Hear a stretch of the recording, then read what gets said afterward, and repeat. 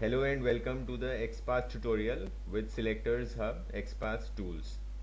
I have the creator of Selectors Hub, Sanjay Kumar, with me, and Sanjay is going to explain how to get the XPath in Chrome browser, in Firefox browser, basically how to get XPath selector using selecting any attribute, and even for different types of elements like a drop down list, etc., and from the beginning for. Thank you, Inder, for giving me this opportunity to help software and testing training viewers and all the beginners out there.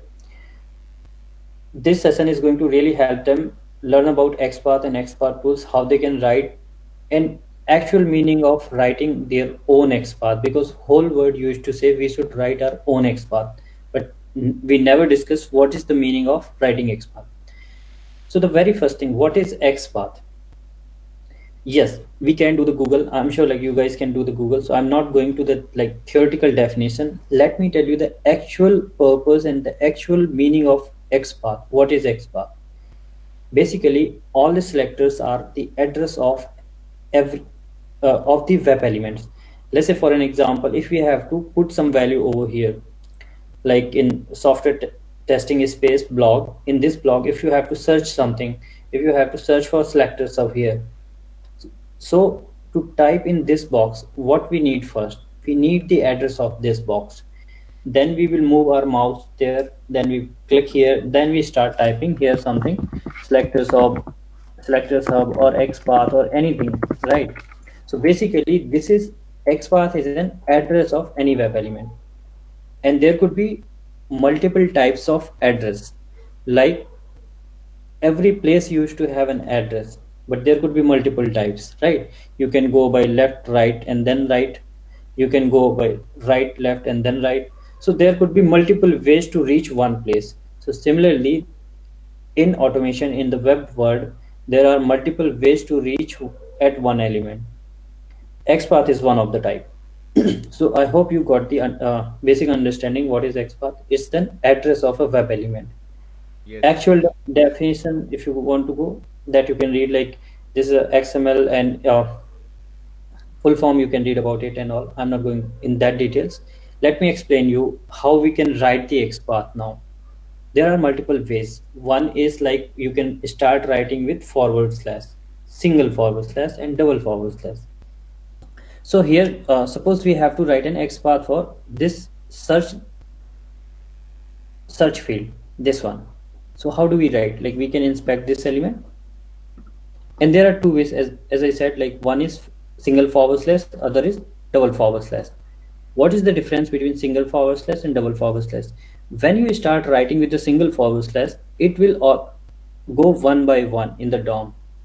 Like it will start with HTML, head, body, then div, then one, and it will traverse all the way, which will be impacting like huge performance issue, because we don't want to like traversing one by one. Of course it will take too much time. What if like you directly jump like flight? So you can understand like single forward slash and double forward slash like this way, that you are reaching to a place going by, okay, left right, left right, left right, like that way. That will take huge amount of time. It is something like writing XPath with single forward slash one by one. What if you go to the same place by flight, by air? You directly jump and then you reach, like 40 hours journey you just complete in 30 minutes, right? Similarly here, when you write double forward slash, that means you are completing your journey, the 40 hours journey, in 30 minutes, something similar. That way you can understand. So it's simple. So here we can write. Now you see that so we have optimized that one by not writing single forward slash. We will write with double forward slash, and it is never suggested to write with single forward slash. Now the challenge here is when you start typing double forward slash input here, you see that in the DOM, in Chrome DevTools or any browser DevTools, it start scrolling up and down, and the value got changed here, which we have inspected. So here we will have to again inspect this element. Okay, we got it. Now here, suppose yes, you can name is equal to q, which sounds like very it's small, so we will avoid using q. Maybe it could be dynamic as well. Search field looks like very much stable, so we will use this attribute. Title is equal to search at the rate title. Now here we will have to type search. Still there are one of two, there are two fields with this one. We will have to make this unique, so it will take more time, right? So this is how we write XPath in Chrome DevTools. So I hope like so far you have understood that what is XPath. XPath is an address of a web element, a type of XPath. There could be multiple types of XPath, multiple types of selector, sorry. One is XPath. Another thing we learned that whether we should write with single forward slash or double forward slash. Main region is the performance. Another region, like it single forward slash goes one by one, double forward direct jump to that element, that tag basically. And then we are writing this attribute is equal to attribute value. So here, like in Chrome DevTools, you see that we have written the XPath, but the challenges were we had to inspect the element 2 times, and still we haven't written the unique XPath. So what could be the next solution? What could be the next innovation to optimize this process more and save more time? So here is the new innovation, Selector Sub, which can save a huge amount of time and effort, as well as it will help you to write your unique XPath within few seconds. How it can help? Okay, so before that, this is a browser extension. You can just install it in single click. It is available for all the browsers. So suppose for Chrome you want, let's just click on Chrome, and there will be add to Chrome button. Click on add to Chrome, add extension. That's all it is required. Once you add it, you will see the extension logo here, and you can click here and it will show into toolbar. It will come here. After installing, you have to just refresh your page, whatever tab is already open, or just restart the browser. That's all. Now let's see, for the same field we will write the XPath in Selector Sub, and after installing Selector Sub here you will find in DevTools. If it is not visible, click on these two arrow icons. It will be the last tab. So we have opened Selector Sub here. Now let's type the same XPath for this element here, double forward slash. You see, as soon as you start typing, you will get the auto suggest like an smart editor, and you get the values here, attribute values, functions, and you got the occurrences as well immediately. So now you, from right there, you got that there are two matching nodes for title, so you will not use that. With size, with name, with class, there are unique, so you can directly use this one, and that you can use it in your script. Just click here, copy this value and use it in your script. So simple, so easy it is, and this will save huge amount of time for you. How to find XPath in Firefox, please? Yeah, definitely. So here in Firefox as well, Selector Sub is available for Firefox. You just open this one, click on it to Firefox, and it's again just like we did in Chrome, same, and it will give you the pop-up that restart or refresh. And here you can open same page. Let me open the same page I'm opening here in Firefox as well, and you see Selector Sub with a similar functionality available for Firefox as well. And here you open, so here it is Selector Sub, last step, and here also you can start typing. You see all those functions are here. Another good thing, like you see, as soon as you start typing here, you also get the auto suggested all the possible selectors here. Let's say you doesn't want to like write your own XPath, so when you whatever element will be inspected, you will see the auto generated all possible selectors here, and the relative CSS selector, relative XPath name, along with their occurrences, and you can click anywhere to copy these values. So I hope this is helpful in the, like, it is available on both the browsers with a similar functionality, and you can write quickly and you can generate these selectors. Any element you can inspect here, like any values here. How to convert an XPath to CSS, because maybe somebody has test automation guidelines that require them to write CSS selectors and they have XPath. So how to convert that using Selectors Hub? Sure, Inder. So suppose like you have copied some XPath from here. Suppose for an example, so from DevTools, okay, so this is Firefox. Let me show you in Chrome. Then I mean, same thing we can do it in Firefox as well. Showing the region only I'm showing here in Chrome because many people used to use the Chrome, so it's easy. It's good for them. So Yes. suppose we have inspected this element here, and suppose the beginner has copied the XPath from Chrome DevTools. As soon as you paste that value here, you see, let me just keep it off. You can keep the selectors up in editor and both modes. So let's just verify this one. So one element, okay, this one. This is the XPath.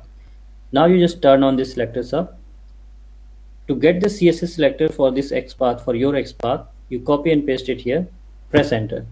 Selector sub give you, this is the CSS selector for your XPath. So this CSS selector, you can use it in your script in place of using this lengthy XPath. Or whatever XPath you have written for any element. Let's say for this element, we have written this XPath. Let me copy this. This is the XPath you have written. And now you want the CSS selector for your XPath, this one. What you do, you just press enter. You see, selector sub has given the CSS selector for your XPath. So in place of using this, you can use this. This is the suggested. SH is selector sub suggested. This is the suggested selector for your XPath. And this relative CSS selector, whatever it is showing, all these selectors, those are the selector for the inspected element over here. Got it. This is the suggested selector for your selector.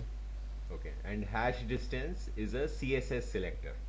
Yes, hash distance is CSS selector for your XPath. Like we have written, I mean, as a beginner, many times we used to write the long XPath like this. Let me show you. Like this XPath we have written. Okay, here, this one. Okay. And now you don't know how to write a better CSS selector for this one. So you just press enter here. Selectors Hub will give you the better CSS selector for your element like this. This one. Okay. So this Selectors Hub selector h2 class is equal to date header. That is the CSS for that XPath. Yes, right. So apart from these text boxes, can we also get XPath selector for drop down list using Selectors Hub? Yes, definitely, yes. Like for an example here on software testing space blog, you see that there's a drop down values, calculate travel, this R select drop down. So this is basically select drop down. You just inspect this, and for that select element, you will get the XPath or all possible selectors here. And then you can use this XPath, and you as I'm sure like you guys must be knowing that this is a select drop down build with select text. So you can use the select class which is there in Selenium, and then you can select means whatever with the select class get value method or get index with. So there is a I'm sure like you know that select class is there in Selenium. Yes. So using that you can directly select whichever value you want from here, and this is the XPath for select class. So you can write that select is equal to new select and pass this XPath value, means pass this element here. So that will be helpful. And in fact, like you can directly get the command from here if you are writing Selenium code. So there is a set driver command feature here. Turn on this one. So like suppose you are writing your automation script like this. So if you will be writing your script like this here, you will be typing this command right every time, driver.find element by.xpath, and then you will be pasting the XPath here like this way. What if I say that you can get this complete command from selector sub itself? You need not to type that command every time. Just paste your command here, replace the XPath with XPath value, keyword, press enter, you got the complete command. Now, from now onwards, you will not have to type the command. Keep inspecting your elements here, and you get the command from them. You can also get the CSS selector for them. Like let's say reset value, you got the CSS selector as well, like this. And not just this, you can like your command could be anything, because hardly people use this driver.find element. Many people have this find element by .xpath or find element by xpath. Like how to find XPath for dynamic elements with Selectors Hub. Yes, Inder, and thank you for asking this question. Actually, this is really helpful because people face a lot of challenges for writing XPath for elements which are really dynamic. So let me tell you, there are like multiple types of dynamic element. Few people say that we are not few element beginners consider as dynamic, which are unable to they are unable to inspect, like this. Here in this drop down, you see that it is challenging for people because immediately it used to disappear, and in fact, like you click, you won't be able to inspect that element, right? So in these situations, like you can directly in the here in the DOM, you inspect this drop down and see these values. So you can inspect and you can get those values here. So this is one way, one type of element which people consider as dynamic. Then actual dynamic element are those elements which for which the attribute values used to change immediately, like if you refresh the page, or like no attributes, no unique attribute is there, and the element which you are not able to inspect, like this. You see, when you will inspect these drop down values, like inspect, we are that you won't be able to see that in the drop down in here in the DOM, and you cannot inspect that those drop down values. So this is something really challenging. So how Selector Sub has solved this problem? You just inspect this element, right click and copy XPath value from here, direct from the context menu, and you can copy this value. If you want, you can paste it here in Selector Sub, sorry, like this. So clothing we have copied like this, and you can copy any XPath here, and this is actually customizable. You can also get the relative XPath and everything from the context menu itself. You can customize your context menu right from here. Click on the Selector Sub icon here and you can customize this. So now if you here right click, and this you can do. Also, if you see that selectors have used to tell you that if any XPath which is generated by Selector Sub is, if that XPath is dynamic or not, then it will show you an alert icon over here. You see that it is saying, it is suggesting that class looks dynamic. Uncheck the class. So here is the attribute options. You can uncheck this class. It will generate without class. So this will be stable. So Selector Sub suggest, like with like its intelligence, it will suggest you whether XPath is dynamic or static, and then you will have to use your intelligence. Like for your application, it could be ABC123 could be static, ABC123 could be dynamic. So then you have to choose like which attribute is static for your application and which is dynamic. So this is how you can write the like generate the XPath for dynamic elements. There are different types of like drop downs which are challenging, and which are really challenging. Like this kind of drop downs, you can see there's another type of drop down which you can actually inspect, and it will not disappear from here in the DOM. So for them, you can write the XPath here if you want you to write your own, like this way. And for this kind of drop down, you can copy from context menu. For this kind of drop down, I have showed you how you can see, generate. And then dynamic values, it will always, Selector Sub will always give you the better XPath, whichever element you will inspect here. Like on this page, if any if you here if you open any t-shirt or something, fields are dynamic, right? Right. So if you inspect these elements, Selector Sub will give you the relative XPath and better XPath for those products, like this one. So this is not going to change, so this you can use. Okay, so in relative XPath, normalize space, so that should not be used, is what Selector Sub is suggesting. No, that could be used, that should be used. So normalize space is a new function which might be many good question actually. Thanks, you highlighted this normalized space actually, because most of the people knows about the text function in XPath, right? Like people used to write like this way, H4. I will tell you how people write text like this way. But whenever there is a space in between like this, here if you see, if we have to write an XPath for this element selectors hub, so you see there is a junk space before and after.